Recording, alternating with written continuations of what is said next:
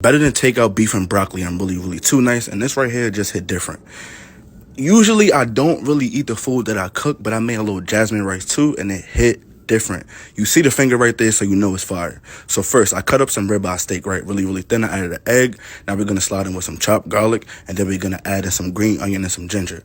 This right here, I had this at Brooklyn Chop House. If you're from New York, then you know that ginger with the steak hit different. Like ginger fire, I don't care what nobody say. This was my first time making this too. Like this is like not really in my lane like that, but I want to step out and just do it. So I didn't add too much salt because I know at the end, once I put that gravy in there, I could just like adjust the seasoning to that. So I used a little bit of kosher salt and I use a little bit of white pepper. And you want to mix that egg in there really well because that egg is going to give it that nice coat. Like I really can't explain it, but it tastes better than takeout. Just trust me on this.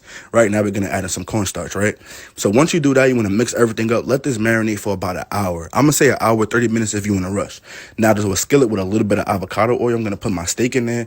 And this for me was kind of like a trust the process moment because I saw the cornstarch on the steak, like right here.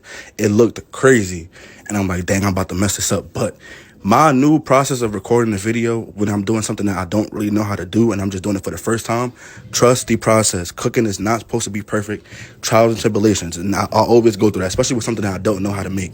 And somebody is revving up a motorcycle in the backyard and they're getting on my nerve and they're messing up my voiceover. But anyway, now we're going to just mix everything up. You want to cook your steak down, right? Now we about to add in something that you guys love to hate. We're going to add them, like I roughly chop my onions.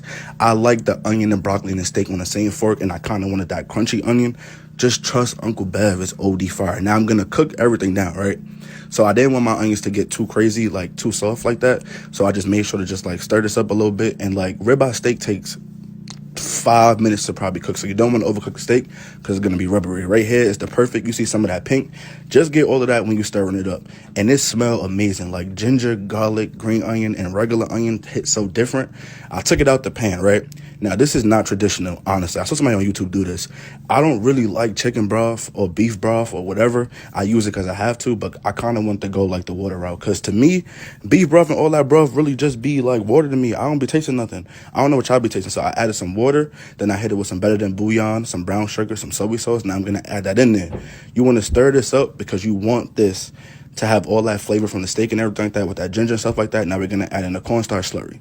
At first, it was like a little bit light and I got scared, but you can see that it got thick, really thick, thicker than Nicki Minaj, right? So now I'm going to add in my steak back, right? Once you add that steak back in there, now it's your time to just adjust if you need to. So I was just like trying it.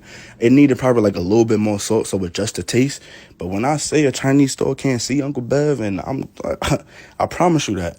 So I'm going to add in my broccoli, and I blanched my broccoli too. Like I didn't really I just like blanched it for about like 2 minutes. You already know what I'm going to say. You know I got a bit of stop playing me for real.